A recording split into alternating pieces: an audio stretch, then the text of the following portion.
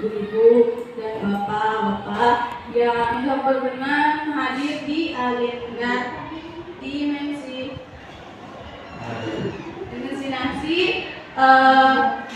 aksi nyata di materi budaya positif. Kalau menurut saya ini berkaitan dengan apa yang ditrainingkan oleh sekolah mengenai penanganan permasalahan di sekolah. Nah, budaya positif ini merupakan lingkungan atau pembentukan lingkungan yang positif yang berkaitan dengan materi yang sebelumnya kita tuh tentang visi ya. Nah, untuk visi itu kan adalah cita-cita masa depan yang ingin dicapai. Nah, untuk mencapai visi-misi ini harus diturunkan dalam prakarsa perubahan yang nanti perubahannya akan membentuk sebuah budaya yang positif. Insya Allah di kita mah udah positif soalnya semuanya juga. Saya positif deh. Positifnya itu positif dalam bentuk menunjang tercapaian visi tersebut. Nah, ininya materinya cukup banyak. Ada gerakan mulai dari teori kontrol, disiplin positif, teori motivasi, hukuman dan penghargaan, keyakinan kelas, kebutuhan dasar manusia, posisi kontrol guru dan segitiga restitusi. Nah, ini yang menjadi puncak dari budaya positif adalah penerapan segitiga restitusi. Nah, ini teori kontrol. Menurut Bapak Ibu, apa itu kontrol? Mengendalikan. Ya, apa ya? Mengendalikan. Siapa yang mengendalikan? Guru. Guru. Kalau salah, pasti beranggapannya guru. Orang tua bisa mengontrol anak, guru bisa mengontrol siswa. Tapi dalam teori ini itu ada sebuah miskonsepsi. Ya.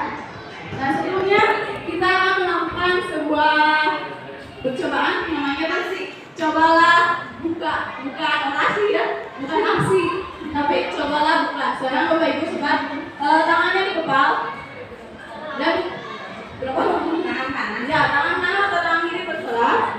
Tangannya dikepalkan, kemudian bayangkan Bapak Ibu memegang sesuatu yang berharga, yang sangat berharga. Bapak Ibu itu mempertahankan sampai bagaimanapun ya, sesuatu yang ada dipertahankan, jangan dibuka. Dan hal itu berharga untuk kehidupan Bapak Ibu. Misalnya ada orang yang datang menuju dibuka, akan dibuka. Hal itu kan berharga. Baik. Ya. Terus misalnya ada juga orang yang datang mencaci dan kamu lihat saya terbuka, akan dibuka? Ya. Terus kalau ada yang datang diskriminasi, kalau dia dibuka, dicekik, akan dibuka? Ya. Terus ada yang datang juga misalnya uang untuk menebus supaya dibuka, akankah dibuka?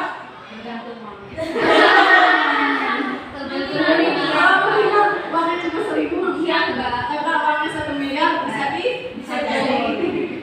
ditunjukkan. Nah, ini tuh ilustrasi dari kontrol itu. Siapa yang mengontrol? Diri kita sendiri. Walaupun orang lain misalnya tadi ada datang dengan membujuk, terus menghina, mendiskriminasi, kemudian ada yang mau menebus, tetap dipertahankan karena ingin sweat. Karena itu hal yang penting dan yang mengendalikan kontrol itu adalah diri sendiri.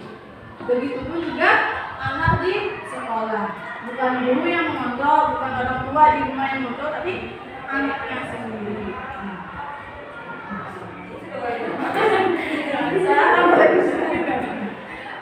Tapi itu juga tergantung kondisi benar tadi. Ada anak kadang bisa dikondisikan itu bukan anaknya yang memang bisa dikontrol, tapi anaknya memang lagi memperbolehkan orang lain untuk mengontrol, karena kontrol itu dibutuhkan oleh anak supaya memenuhi kebutuhannya. Jadi kebutuhan apa? Kebutuhan ketika belajar. Kita misalnya anak itu melakukan kesalahan, terus sama kita itu diingatkan, terus emang dia juga berarti terkontrol ya. Itu kan bukan kita dapat mengontrol, tapi emang anaknya sedang memperbolehkan kita untuk mengontrolnya. Nah ini miskonsep dari makna kontrol itu. Nah menurut Dr. William Glasser dalam kontrol teori atau sekarang berkembang menjadi choice theory, dia merumuskan mengenai miskonsep tentang makna kontrol. Yang pertama, ilusi guru mengontrol murid. Kayak ini. Tadi bahwa murid itu bukan bisa dikontrol oleh guru atau guru bisa mengontrol anak. Jadi ketika di kelas anak dapat dikondisikan, itu karena anak sedang memperbolehkan guru untuk mengontrol murid, memperbolehkan guru untuk mengarahkannya. Karena anak merasa apa yang diinstruksikan oleh guru itu bermanfaat untuk memenuhi kebutuhan belajarnya. Terus yang kedua, ilusi bahwa semua penguatan positif efektif dan bermanfaat. Jadi penguatan penghargaan itu salah satu cara untuk mengontrol anak, tapi itu tidak selamanya berdampak positif. Jadi ketika penghargaan itu sering dilakukan, anak akan merasa menyepelekan karena kan sering. Contohnya kayak poin impact kelas 1, kelas 2, kelas 3 semua pakai anak ya.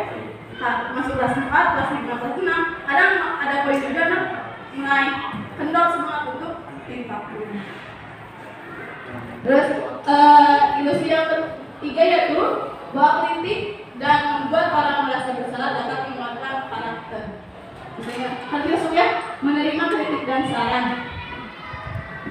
Dan kritik itu tidak selamanya menguatkan karakter, tapi dapat membuat orang merasa gagal. Karena kritik tuh, saya sudah gagal, anak menjadi down. Adapun harusnya memberikan misalnya masukan atau saran dengan kalimat yang baik. Dan terakhir adalah ilusi bahwa orang dewasa memiliki hak untuk memaksa. Jadi orang dewasa itu tidak memiliki hak untuk memaksa anak. Biasanya kalau di rumah orang tua berarti ya memaksa anak untuk melakukan segala sesuatu, itu tidak menjadi haknya. Terus di sekolah misalnya guru yang memaksa anak untuk mengikuti instruksinya, itu tidak, itu merupakan salah satu miskonsepsi.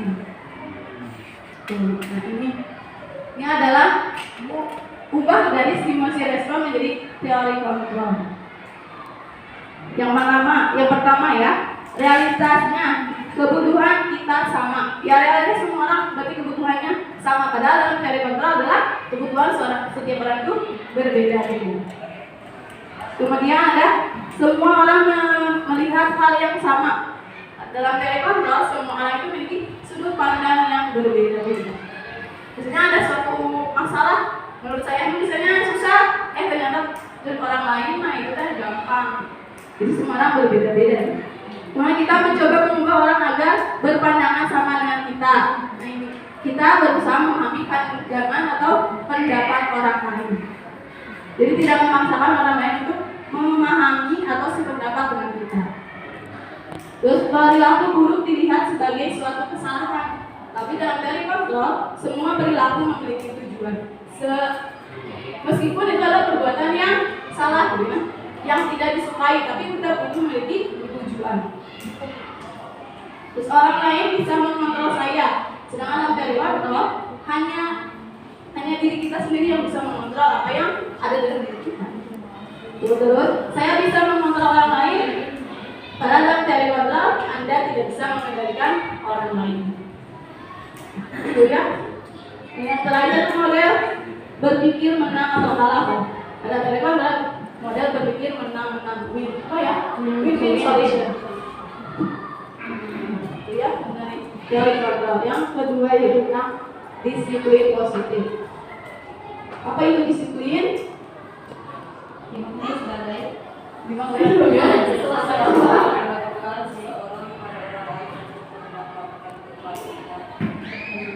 Dan memiliki kecenderungan ketidaknyamanan, serta saling dengan tata tertib yang sanksi dan hukuman bagi yang melanggar itu supaya orang lain disiplin. atau berkaitan dengan hukuman biasanya. Biar orang muslim itu dikasih hukuman. Nah ini adalah masuk dalam diskursus. Nah menurut Ki Hajar Dewantara, Ki Hajar Dewantara menyatakan bahwa untuk mewujudkan murid yang merdeka, murid harus memiliki disiplin yang kuat yang berasal dari dirinya ataupun berasal dari luar. Tapi yang diutamakan adalah motivasi dari diri anak. Nah untuk mewujudkan kemerdekaan ini, ya, maka harus adanya disiplin. Yang adanya disiplin diri dalam diri anak supaya tercapai kemerdekaan. Kemerdekaan sebenarnya bukan merdeka dari penjajahan, ya. Merdeka di sini itu anak lepas dari perintah orang lain, tapi dia dapat memerintahkan dirinya sendiri. Jadi menurut Ki Hajar Dewantara itu, merdeka itu kita lepas dari misalnya dari suruhan atau perintah orang lain, tapi dia juga dapat memerintah dirinya sendiri. Jadi nggak males-malesan gitu maksudnya. Dapat memerintah diri sendiri, dapat mengkondisikan diri supaya tetap di jalur untuk mencapai tujuan itu. Siapa tujuan ini? Ya itu definisi dari merdeka menurut Ki Hajar Dewantara. Jadi kan kita tujuannya kegiatan kita tuh belajar merdeka belajar, merdeka mengajar. Nah tujuannya adalah itu supaya tercapainya motivasi diri dalam diri anak. Dia dapat memerintah dirinya sendiri. Terus wujudnya pribadi yang mandiri. Mandiri itu dapat menggerakkan diri sendiri untuk terus menggali apa yang menjadi potensinya. Disiplin positif menurut Diana Gosen. Apa ini? Dalam bukunya Restructuring School Discipline 2001 menyatakan bahwa arti asli dari kata disiplin ini juga berkonotasi dengan disiplin dari murid-murid yang dapat membuat seseorang menggali potensinya menuju kepada sebuah tujuan, sesuatu yang dihargai dan bermakna. Bagaimana cara kita mengontrol diri dan bagaimana menguasai diri untuk memilih tindakan yang mengacu pada nilai-nilai yang kita hargai. Dengan kata lain, seseorang yang memiliki disiplin diri berarti mereka bisa bertanggung jawab terhadap apa yang dilakukannya, karena mereka mendasarkan tindakan mereka pada nilai-nilai kebijakan universal. Terima kasih. Nah itu ya. Jadi disiplin positif ini agar terciptanya motivasi pada diri anak yang bertujuan untuk melaksanakan apa yang jadi tanggung jawabnya. Tanggung jawabnya itu berkaitan dengan nilai-nilai universal yang diyakini di kelas atau di sekolah. Nah nilai-nilai ini yang jadi diturunkan menjadi aturan di sekolah atau di kelas. Kalau nilai-nilai universal ini bersifat abstrak, itu luas, bersifat abstrak dan luas. Contohnya menghormati, saling menyayangi, menjaga kebersihan, kebersihan banyak ya, baik diri, pakaian, dan jadi kita sebagai guru harus membimbing anak supaya anak dapat mengeluarkan motivasi dalam dirinya sehingga dapat mencapai pribadi yang mandiri. Budaya positif yang ketiga yaitu motivasi perilaku manusia. Menurut Diana Gosen, budaya yang tadi bahwa motivasi perilaku manusia itu ada 3. Yang pertama, untuk menghindari ketidaknyamanan atau tingkat 1, di mana motivasi ini terjadi karena adanya paksaan dari eksternal, bukan muncul dalam diri anak secara sendiri gitu ya. Tapi ini munculnya karena adanya paksaan dari luar, ketakutan. Karena kalau tidak melakukan sesuatu sesuai dengan perintah atau aturan di sekolah atau di guru, di anaknya masih ada ketakutan gitu ya. Dan yang kedua adalah untuk mendapatkan imbalan atau penghargaan dari orang lain. Nah ini lebih ke hal-hal positif, di mana hal positif ini yang nantinya menjadikan anak itu emang mau melakukan sesuatu tapi kan ada imbalannya supaya dapat bintang. Kalau kasih bintang nanti kasih poin terus nanti kita bisa dapat voucher hal positif itu. Ini udah menjadi level kedua gitu. Level ini udah lebih baik daripada yang pertama karena takut dihukum. Tapi ini karena dia melakukan kebaikan. Tapi ini ada hal negatifnya yaitu menjadi ketergantungan ya. Kalau nggak dikasih imbalan, pasti akan nggak dikasih. Adanya apa? Dendam gitu. Ketika si imbalan itu tidak diperoleh. Terus yang ketiga, untuk menjadi orang yang merdeka. Mereka inginkan dan menghargai diri sendiri dengan nilai-nilai yang mereka yakini atau percaya. Jadi yang ketiga ini yang ditekankan supaya tidak muncul dalam diri aku. Motivasi ini yang menjadi tujuan di sekolah harus dimiliki oleh setiap anak. Jadi ketika anak lulus di sekolah itu harus memiliki motivasi ini, yaitu supaya dianya sesuai dengan nilai yang diyakini.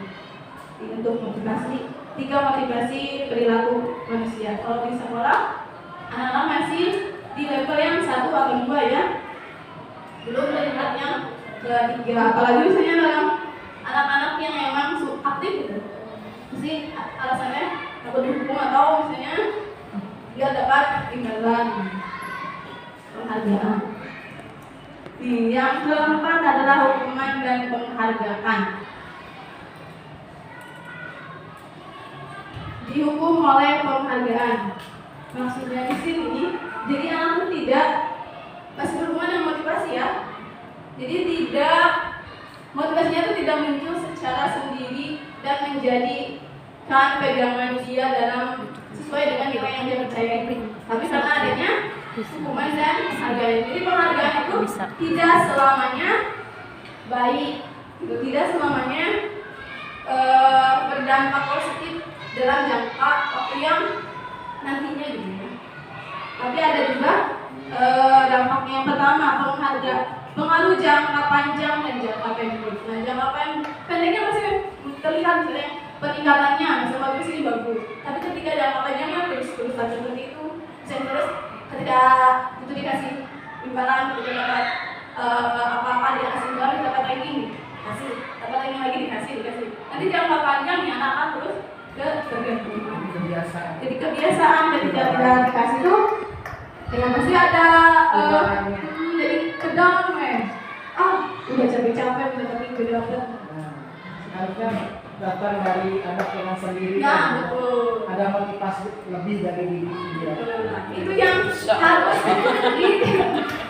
dimiliki oleh anak sekarang gitu ya. Misalnya minimal lulus naik kelas 4 kan udah punya motivasi seperti itu. Kalau dulu saya Yang kedua, penghargaan tidak efektif. Ya itu tidak efektifnya karena jangka panjangnya tidak ada hal negatifnya gitu.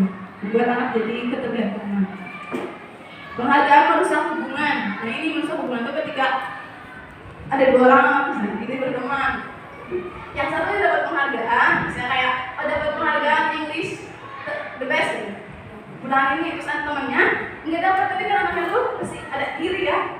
Dia dapat tanggung jawab, jadi malah berantem gitu sama temannya. Itu, walaupun itu memang tidak sering ya, tapi setidaknya ada gitu. Yang keempat, penghargaan mulai ketepatan. Kadang ketika ini berhubungan dengan pekerjaan mungkin kita ya, selaku yang bekerja di lebih ke administrasi ya, karena sering dapat penghargaan karena ketepatannya karena nanti udah dapat penghargaan misalnya nanti lagi ada udah dikasih ini nanti udah pasti dapat ini. Terus penghargaan mematikan kreativitas karena penghargaan ini dapat jadi kurang kreatif ketika dipaksa.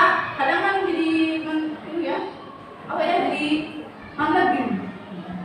Kalau saya pribadi gitu, ketika saya dengan kemauan sendiri maju gitu ya, bikin apapun misalnya video atau apapun ya.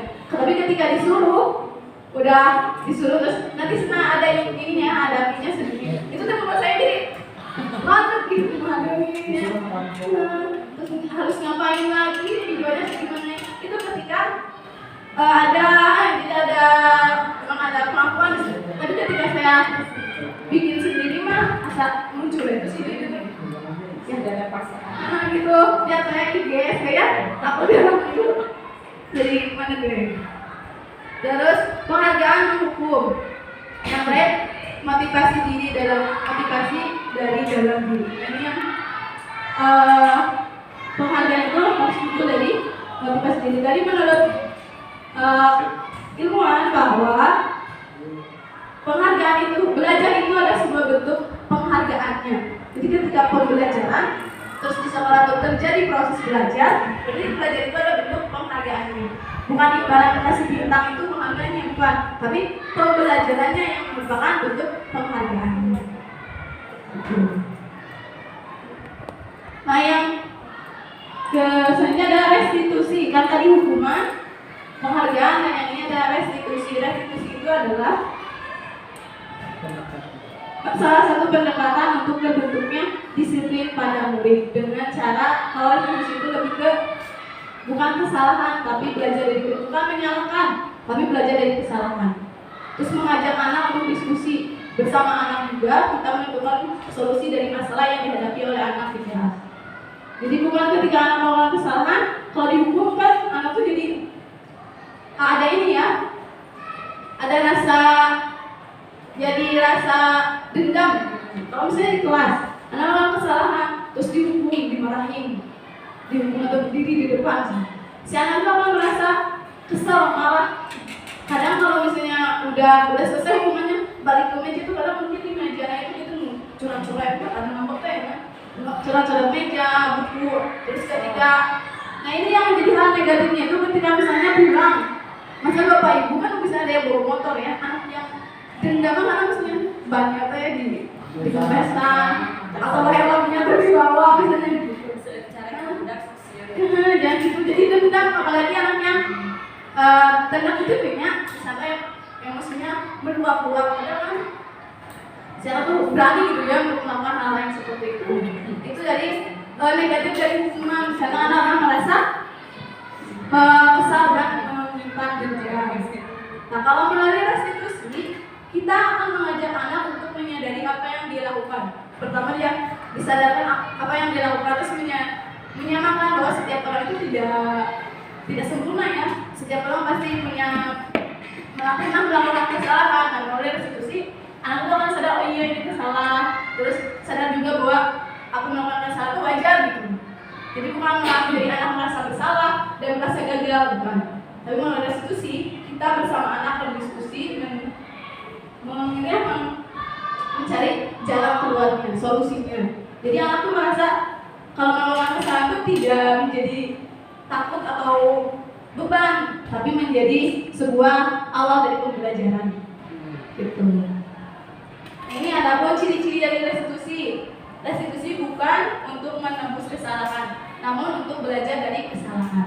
Jadi wajar, soalnya kan ilmuwan juga ya, belajar dari salah dulu, baru menemukan satu teori. Nah dari Albert Einstein juga menemukan seberapa kali, 1000 kali melakukan kesalahan atau kegagalan, yang ini baru sukses. Ini juga anak di kelas, kalau salah sekali ya apa-apa. Terus ketika nanti salah lagi tinggal diingatkan. Yang penting kitanya banyak sabar. Ya, kitanya yang harus bersabar. Ya. Terus yang kedua, restitusi memperbaiki hubungan. Ya, karena kita berbicara dengan anak tuh dengan nada yang baik kan, berdiskusi dengan cara yang baik, maka hubungan pun jadi lebih baik. Restitusi adalah tawaran bukan paksaan. Jadi menawarkan kepada anak, misalnya ketika melakukan sesuatu, mau seperti itu terus atau mau melakukan perbaikan. Dan ketika anak pada diajak diskusi baiknya, pasti berpikir ya, ingin melakukan perbaikan. Jadi dia akan melakukan perbaikan sesuai dengan apa yang dia utarakan. Kemudian restitusi menuntun untuk melihat ke dalam diri. Jadi apa yang sudah dimiliki diri, nilai baik apa yang sudah ada dalam diri, kemudian dituntun supaya nilai baik itu akan tercermin dalam kesehariannya. Terus restitusi mencari kebutuhan dasar yang mendasari tindakan. Nah, jadi setiap yang anak lakukan itu, mereka itu merasa itu diperlukan karena setiap anak itu memiliki kebutuhannya. Jadi apa yang anak lakukan itu kita coba cari kebutuhannya apa yang tidak terpenuhi. Ketika anak berantem atau bertengkar dengan temannya, atau anak yang membuat temannya menangis, kadang itu kan anak tuh caper ya. Berarti kebutuhannya dikasih sayang, anak kurang kasih sayang. Kemudian refleksi diri adalah cara yang paling baik, ya, karena kan tidak memaksa anak, terus tidak membuat anak jadi tertekan atau merasa bersalah. Terus refleksi fokus pada karakter bukan tindakan. Jadi fokus pada pembentukan karakter anak. Terus refleksi menguatkan, terus refleksi fokus pada solusi. Kan kita berdiskusi dengan anak untuk memperoleh solusinya. Terus refleksi mengembalikan murid yang berbuat salah pada kelompoknya. Jadi kesalahannya juga nanti dikembalikan lagi kepada teman-temannya. Ini ya temannya harus dimenangkan, terusnya solusinya diperoleh berdasarkan hasil diskusi. Itu ya. Kemudian selanjutnya adalah keyakinan kelas. Keyakinan kelas ini adalah nilai-nilai kebajikan universal yang diyakini di kelas tadi.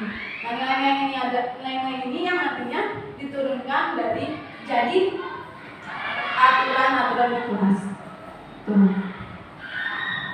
Di pembuatan keyakinan kelas, yang keyakinan kelas hendaknya bersifat abstrak, yang tadi ya, jadi lebih luas. Jadi bersifat abstrak itu contohnya kan kalau Bapak menjaga kebersihan. Kalau dalam aturan berarti buang sampah pada tempatnya, terus baju rapi, itu masih kebersihan. Terus ya, jadi masih bersifat global. Terus misalnya menjunjung nilai kasih sayang. Berarti kalau dalam aturannya tidak bertengkar, terus tidak berkelahi, terus tidak berteriak. Jadi di aturan itu lebih spesifik disebutkan secara jelas ya. Kalau ini keyakinan dasar lebih ke nilai-nilai kebajikan yang dimunculkan dulu. Terus keyakinan kelas ditulis berupa pernyataan-pernyataan universal yang luas. Terus pernyataan keyakinan kelas senantiasa dibuat dalam bentuk positif. Jadi tidak ada kata tidak atau jangan. Ya, tidak buang sampah sembarangan. Jadi buang sampah pada tempatnya. Terus jangan berisik, tapi lebih ke berbicara dengan lemah lembut. Ya, gitu ya. Terus keyakinan kelas hendaknya tidak terlalu banyak.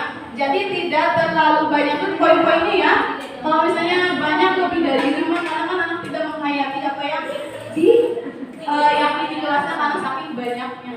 Terus keyakinan kelas sebaiknya sesuatu yang dapat diterapkan di lingkungan sesuai dengan kondisinya. Terus semua warga kelas hendaknya ikut berkontribusi dalam pembuatan keyakinan kelas. Nah, keyakinan kelas itu bersumber dari anak, jadi pendapat anak ya. Jadi dibuatnya bersama-sama anak di kelas. Kayak kadang ketika MPLS juga bukan membuat peraturan, tapi mensosialisasikan peraturan. Karena kita yang udah ada peraturannya gitu.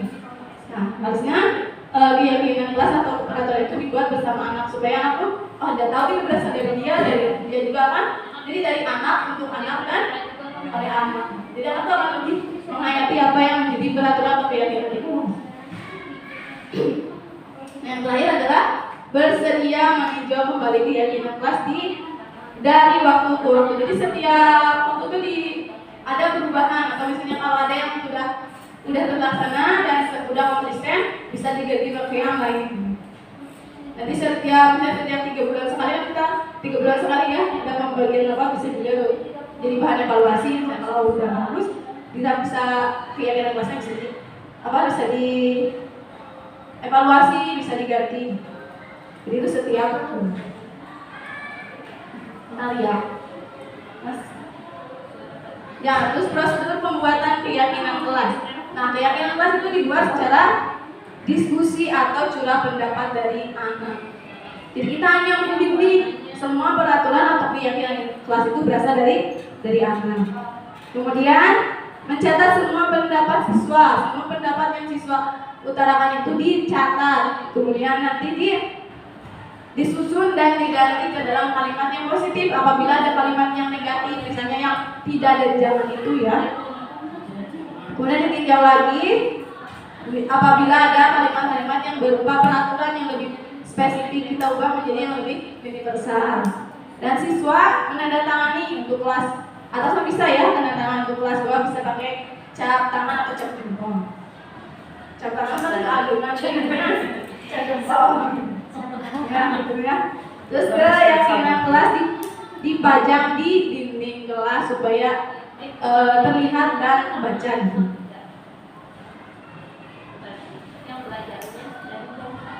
Tadi ya itu ya prosedur. Nah yang terakhir ini adalah kebutuhan dasar manusia. Kebutuhan dasar manusia ini yang menjadi dasar kita dalam memberikan pembelajaran atau pemberian solusi dalam permasalahan di kelas. Jadi apapun yang kita lakukan itu harus berasal dari kebutuhan dasar anak.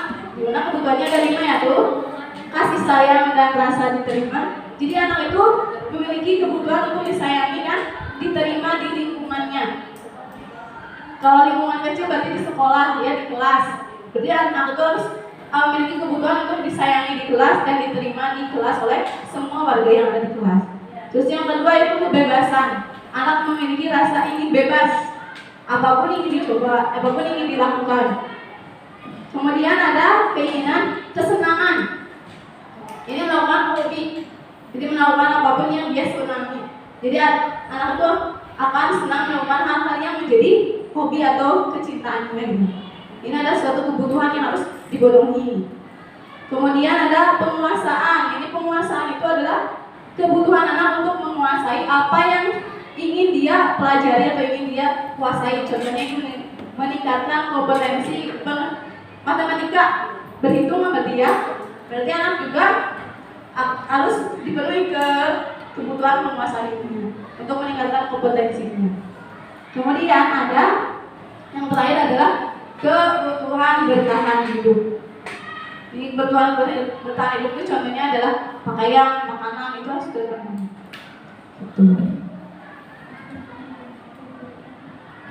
Ini adalah posisi kontrol guru. Nah, posisi kita di dalam mengontrol anak itu yang pertama ada posisi penghukum.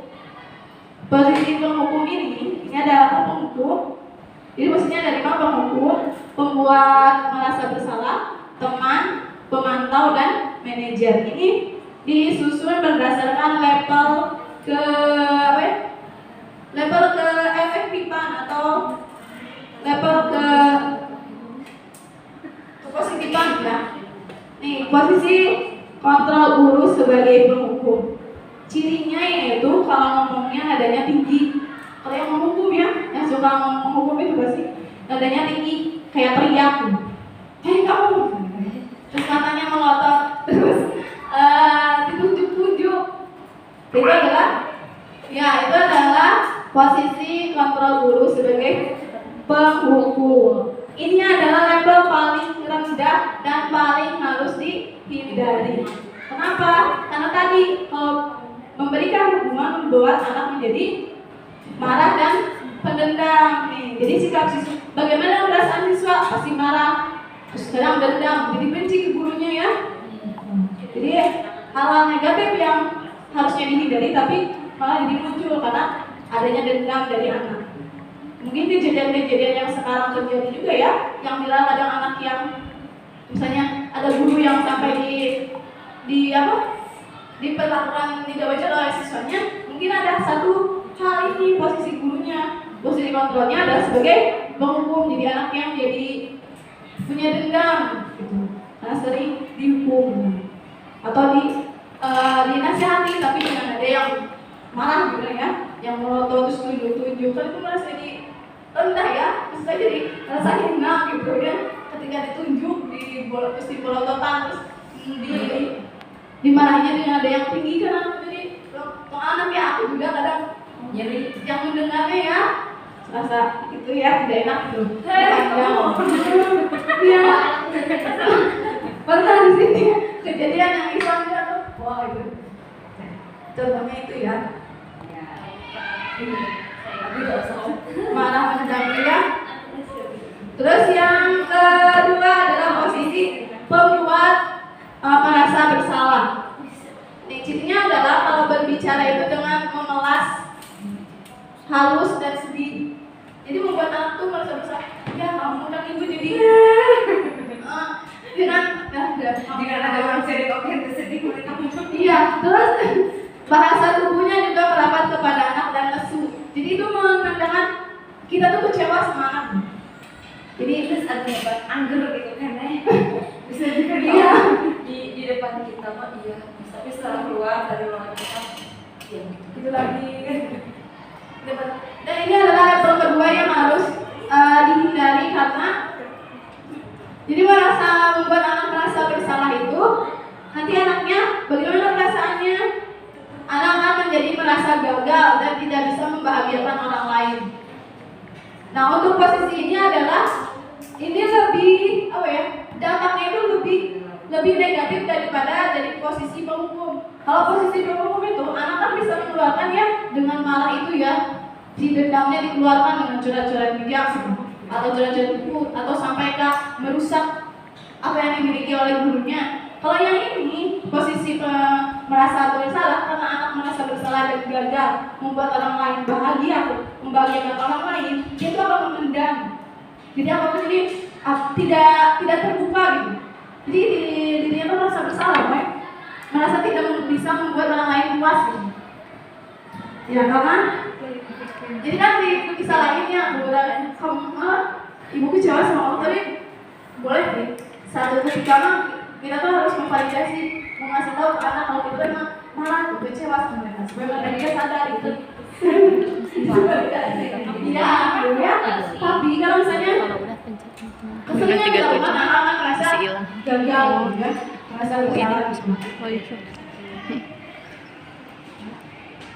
Nah, gitu. Jadi anaknya akan menjadi hal lebih negatif daripada posisi kontrol itu.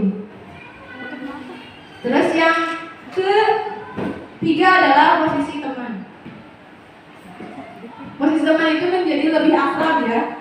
Kebahasannya menjadi ramah, akrab dan bercanda.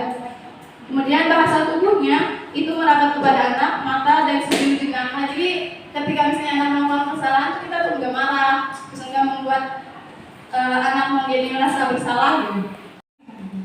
Jadi anak kan terus mengulang karena merasa gurunya baik gitu. Jadi anak tuh tidak merasa bersalah, tidak merasa ada introspeksi untuk melakukan lebih baik lagi gitu. Karena merasa karena gurunya baik dan akrab dengannya gitu. Jadi kalau ada masalah pun akan bergantung pada gurunya. Nanti ada dibantu sama ibunya. Contohnya kalau misalnya ada kegiatan SBDP misalnya gunting atau apa, ketika kita emang dekat dengan anak, hal yang sepele aja cuma menggunting atau melipat, saya kadang-kadang menjadi dirasa tuh bisa ya. Gak bisa mungkin gimana? Padahal lebih gampang ya tinggal dilipat atau digunting sesuai instruksi yang padahal menurut awalnya kita masih instruksi dengan jelas. Tapi anak tetap malah bisa gimana? Padahal itu gampang gitu ya, tinggal melipat. Kayak kemarin saya bikin bendera Palestina. Satu kertasnya dilipat jadi 3, udah jelas ya. Lipat jalan juga terus nanti garisnya digunting. Jadi digunting sesuai garis lipatan. Gampang, sama saya emang gampang. Soalnya jelas, saya sudah dilihatin ini bapak. Tapi anak merasa itu hal yang susah. Itu gimana? Sampai ke ada yang sampai itu ya, kemudian ciramba itu karena saking kebiasaan padahal itu gampang gitu ya menurut kita. Nah, tapi karena udah merasa ada sopan banget soal ini, jadi anak tuh menjadi hal yang gampang juga dia merasa bergantung pada gurunya. Dampak negatifnya yang susah menjadi bergantung pada guru. Terus budaya positif ya. Posisi kontrol yang keempat yaitu pemantau. Ini adalah tingkatan yang lebih baik daripada 3 sebelumnya. Yang ini nada suaranya datar dan bahasa tubuhnya formal. Saya mau tahu yang ketiga tadi ya. Terus nih, bagaimana sih perasaan siswa ketika gurunya di posisi pemantau? Siswa memahami konsekuensi yang harus dilakukannya. Jadi anak tuh akan paham dalam akan dia melakukan kesalahan. Jadi anak akan paham bagaimana konsekuensi yang harus dia lakukan karena kesalahannya itu. Nah, yang terakhir adalah posisi manajer. Ini posisi yang paling ideal. Jadi guru itu harus menjadi seorang manajer dalam kelasnya. Jadi dapat membagi bagaimana memahami anak dan membantu anaknya. Yang pertama nada bicaranya itu tulus. Terus bahasa tubuhnya tidak kaku dan mendekat pada siswa. Bagaimana perasaan siswa? Siswa memahami kesalahannya dan mampu menentukan solusi dari masalahnya. Nah, ini yang menjadi puncak yang harus dimiliki oleh anak. Nah, segitiga diskusi. Nah, ini adalah tahap segitiga diskusi itu tahap dalam menyelesaikan permasalahan di kelas. Ada 3. Yang pertama, menstabilkan identitas dengan cara ini ya, paduannya tidak ada manusia yang sempurna. Jadi kita bilang kepada anak, kalau anak melakukan kesalahan wajar misalnya. Ketika misalnya anak lupa pikir langsung main, wajar dah, anak memang kodratnya bermain gitu ya. Jadi kasih tahu anak, jangan langsung dimarahin misalnya gitu. Saat misalnya diingetin, nanti dia pergi. Ya, terus setiap orang pernah melakukan kesalahan, jadi distabilkan gitu identitasnya. Gak apa-apa sih, hal itu wajar, semua orang pernah melakukan kesalahan. Terus yang kedua itu validasi tindakan yang salah. Jadi bilang kepada bahwa itu adalah hal yang salah. Masih ada sih?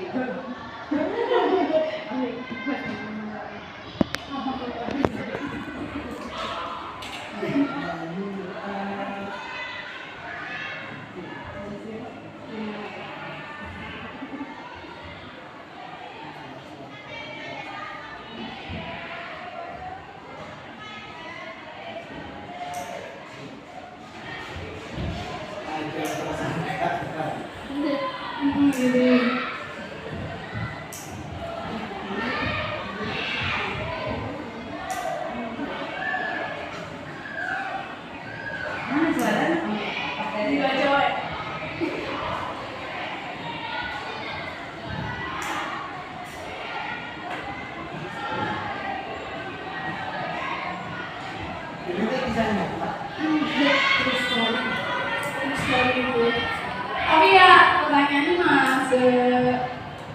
terima kasih kalau bertanya.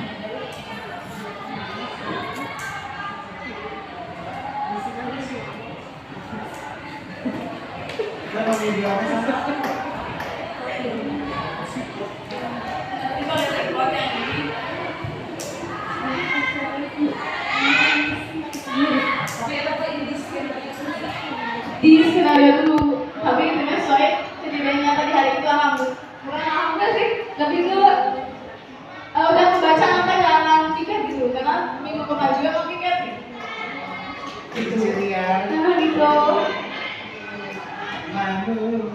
Ini yang misalnya kasus kedua, kalau ini memang ada laporan dari teman-temannya yang nanti emang ada tomboy dan kasar gitu temannya ya.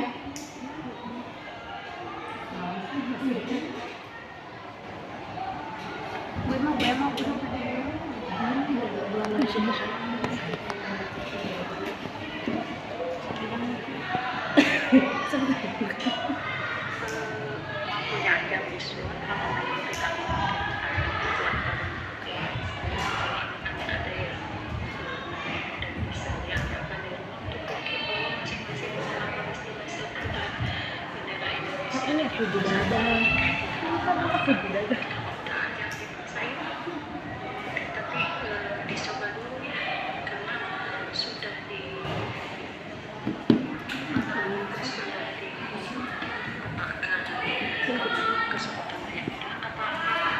cuma aku aja yang kalau nggak punya mungkin punya bendera kecil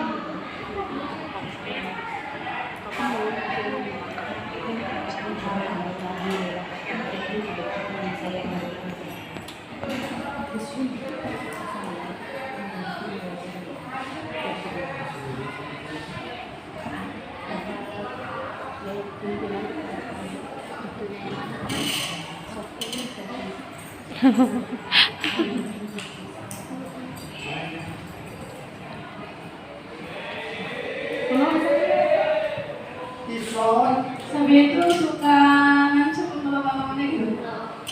udah mulai. Jadi kalau kamu nggak ngetek, itu kayak kalau nggak ngetek nanti sama aku dulu. Di tengah-tengah tuh, iya.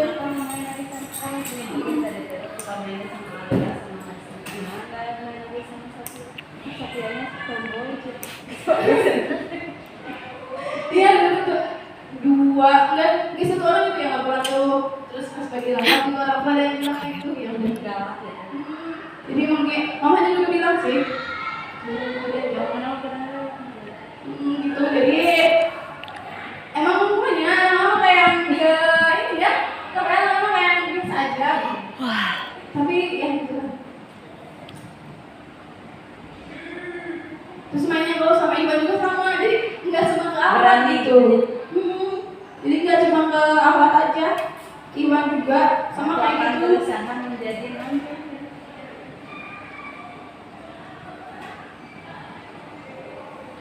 Bener Gitu ini ya. pada beli.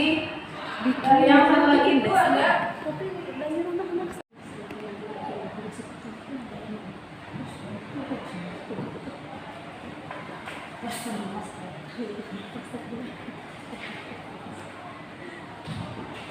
ini ada kegiatan juga pendapatnya ya ditulis kegiatan kelas jadi mereka nulisnya tentang apa? Kegiatan kelas jadi kan kalau pas MLS suka ada kegiatan yang peraturan ya ini Kayak nanti soalnya itu gitu gitu. nah itu jadi itu kegiatan juga pendapatnya dulu terus mereka menuliskannya di dalam sticky note kemudian ditempel terus nanti diubah yang negatif kalimatnya menjadi kalimat positif setelah itu baru menentukan tugas guru di kelas itu apa Kalau gini mah bisa, tugas guru di kelas itu apa dan Kita juga yang pasti bukan tugas bisa. ibu apa yang bukan tugas sesuai dengan nah nanti dia Enak kan gitu. di print dan kemudian dicat jempol Pakai apa? Cat air. pakai cat air Seberapa harga cat air? itu alhamdulillah kita warisan dari kelas 5 CF 850 kan? dan 12 sama itu 12.000 12 sama Biasa sekelas ya. Nah, aku gak udah nyesak kayak gitu. enggak cuma jempol terus segitu tuh di kelas cuma segitu tuh pakainya gitu dalam satu bentuk kayak odol tapi yang kecil itu Pegangannya mah sudah tangis kan. Terus itu dia apa di lakban? itu ya Udah jadi Laminasi. di lakban Udah sedotan Cuma semua sama nasi. nih. Jadi di printnya dalam bentuk Masa sedotan tapi nggak tahu. A4 tapi 4 Hmm. jadi disambung Tadi mah aku soalnya mikirnya mah nggak pakai bisa itu, nggak yang bisa sedotan. ukuran besar mah. Jadi disambung nah itu ya materi tentang tahu. budaya positif Iya boleh Miss. Kertasnya tadinya aku mau print. Dari mulai. Jadi nanti yang aku pertama tinggal itu ya nempelin si kontrol bahwa guru itu kertas tidak bisa warna mengontrol atau siswa kertas lipat kalau nggak pakai guru itu spidol. tidak Jadi bakal emang beda-beda. tidak untuk mengontrol siswa tapi untuk menuntut siswa untuk memperoleh motivasi dari dalam dirinya. Jadi untuk supaya siswa itu memunculkan motivasi dalam dirinya. Itu materinya dari akhir, dari awal sampai akhir, dari mulai kontrol dan segitiga restitusi. Nah, jadi kalau misalnya ada Paling kertas lipat aja. permasalahan, coba Biar menerapkan gampang. segitiga restitusi. Jadi langsung kayak kan bulak balik bikinnya tuh. Itu. Jadi langsung dilipat aja. Semoga dia sudah ada satu durasi 1 jam.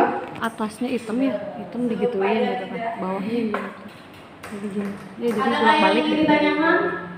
Beneran Masih ada yang mau Beneran bolak-balik. bertanya mengenai Enggak satu atau dua pertanyaan dulu? sebelum Benar ya, aku mah tadi mau nanyain yang soal penghargaan. Nah, gimana nih? Tadi kan kayak mematikan, ada yang menghukum gitu ya, soal kayak motivasinya jadi low dengan penghargaan. Tapi beberapa teori lain juga banyak yang menyebutkan kan ya bahwa the power of appreciation gitu ya. Apresiasi itu bisa membangkitkan motivasi, kekuatan juga nih ya. Kemudian bukan hanya di kalangan siswa ya, mungkin di kalanganku atau siapapun, meskipun bentuk apresiasi juga kita tahu semua bahwa bentuknya tidak harus berupa materi, bentuknya tidak harus berupa barang gitu ya. Bahkan kalimat pujian sendiri yang sederhana itu pun bentuk apresiasi ya sebetulnya mah gitu. Nah, bagaimana relate-nya dengan penjelasan yang tadi bahwa poin-poin yang tadi bahkan penghargaan itu menghukum. Nah gitu, gimana nih tak benang merahnya atau kesimpulannya dari dua pernyataan itu tuh ya, supaya bisa diambil mana yang bisa diadopsi, mana yang disampingkan gitu.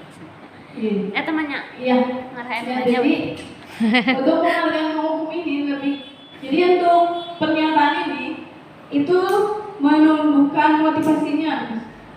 Jadi ketika ada penghargaan kan tadi ya motivasi itu ada 3. Yang pertama karena ingin menghindari hukuman. Yang kedua karena ingin mendapatkan imbalan atau penghargaan.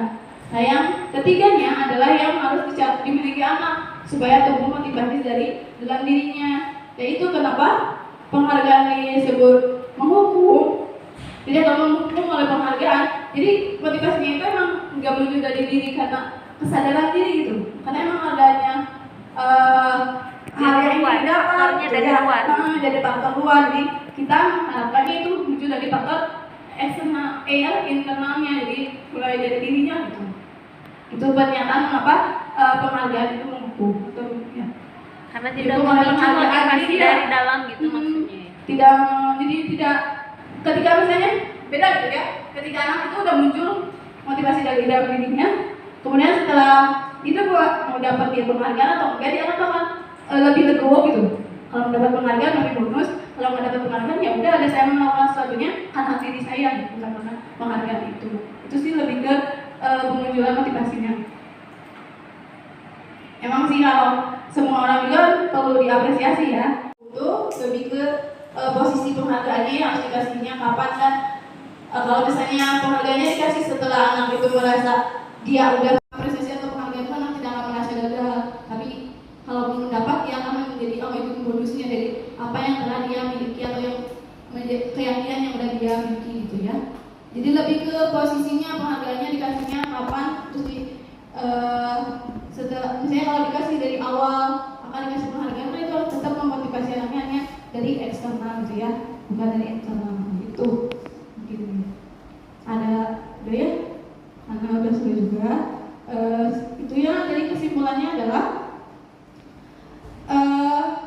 kita sebagai guru itu hanya untuk menuntun, bukan menuntut, tapi menuntun anak supaya menjadi pribadi yang merdeka. Merdeka di sini adalah terlepas dari perintah orang lain, tapi dapat memerintah dirinya sendiri dan dapat memiliki motivasi dari dalam dirinya. Nah, sekian ya materi hari ini. Saya ucapkan terima kasih atas kesediaannya hadir di agenda. Terus maaf juga ya waktunya jadi telat pulangnya gitu ya, telat ya guys. Jadi lebih sore gitu kan. Saya ucapkan terima kasih, mohon maaf atas segala kekurangannya. Saya tutup. Wabillahi taufiq wal hidayah. Wassalamualaikum warahmatullahi wabarakatuh. Waalaikumsalam warahmatullahi wabarakatuh.